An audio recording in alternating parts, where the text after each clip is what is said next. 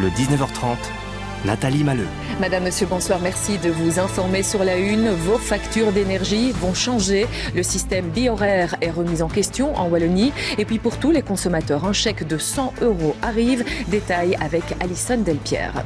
La Russie expulse 12 diplomates belges. L'ambassadeur de Belgique à Moscou perd 2/3 de son personnel. Jean-Didier Revoin nous expliquera pourquoi depuis la capitale russe.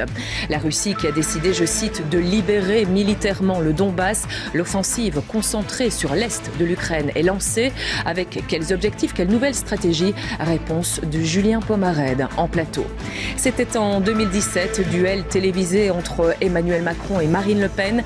Demain soir, ils seront à nouveau face à face dans la dernière ligne droite de l'élection présidentielle française. Ce rendez-vous est minutieusement préparé, vous le verrez.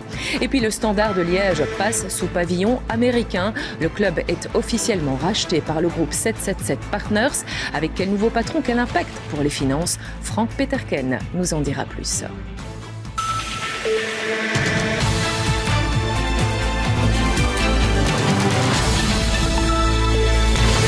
À suivre dans ce journal, une page santé avec un traitement médicamenteux contre le Covid. La pilule Paxlovid débarque en Belgique et est délivrée sous strictes conditions. Eux sont des chasseurs de virus. Ils sillonnent la forêt tropicale du Cameroun et traquent le risque de transmission de nouvelles maladies de l'animal à l'homme. Enfin, une comédie à l'anglaise de Duke, où l'histoire étonnante d'un vol de toile de maître par un chauffeur de taxi. Histoire vraie à voir sur grand écran dès demain. Extrait et critique en fin de journal. Et d'abord, discrétion et concentration maximale pour Emmanuel Macron et Marine Le Pen. Les deux candidats à la présidentielle française se préparent pour un nouveau duel télévisé demain, à 4 jours du second tour. Chaque camp aura préparé dossier, petites phrases clés, tenues vestimentaires. Tout est pensé, réfléchi, jusque dans les moindres détails. Décryptage avec Étienne Letellier, Jérémy Dessal et Tidiem Kouacha.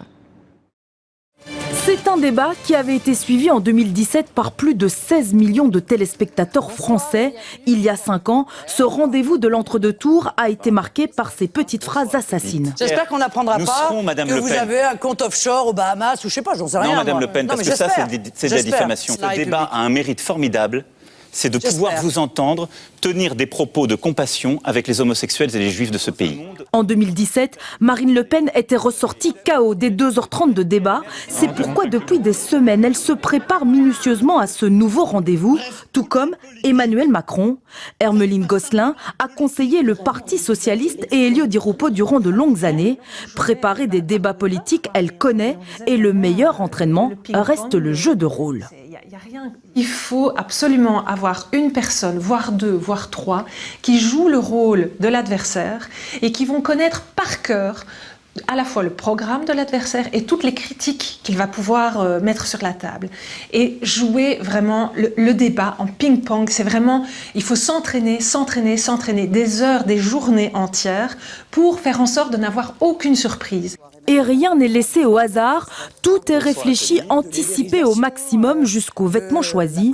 La posture physique et le non-verbal en diront aussi beaucoup sur les candidats. À l'époque, on lui a reproché d'être trop agressive, d'être trop théâtrale. Et donc ici, je pense qu'il faudra qu'elle ait un non-verbal où elle montre qu'elle est sereine et qu'elle est compétente. Moi, j'ai toujours pris mes responsabilités, contrairement à Madame Le Pen. Son véritable challenge, ce sera d'apparaître le plus respectueux possible, courtois, vraiment de ne pas avoir un ton trop professoral. Et là aussi, les plans de coupe pourront lui être très préjudiciables. Il devra faire très attention à son non-verbal au moment où Marine Le Pen lui parle. Véritable moment de télévision, les moindres détails de ce débat sont aussi négociés par les équipes de campagne. On va négocier la façon dont sont faits les plans de coupe, les écarts entre les candidats, la taille de la table s'il y en a une, s'il y a une table ou pas. On va négocier le temps total. Rappelez qu'il y a un temps qui est négocié en amont et potentiellement, si on dépasse ce temps-là, quelqu'un en coulisses peut dire « mais non, ça finit, on avait dit c'est autant », c'est ce qui s'est passé en 2017.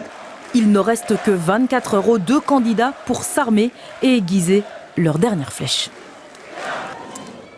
Il ne fait pas partie du duel final pour la présidentielle, mais il a les législatives de juin en ligne de mire. Jean-Luc Mélenchon, candidat de la France insoumise, l'extrême gauche, lance un appel aux Français. Il leur demande de l'élire Premier ministre, une espèce de troisième tour de la présidentielle, selon Jean-Luc Mélenchon. Et voilà qui referme ce journal dans quelques secondes. QR, l'actu avec Sacha Daout et ses invités. Merci de nous suivre et à demain soir.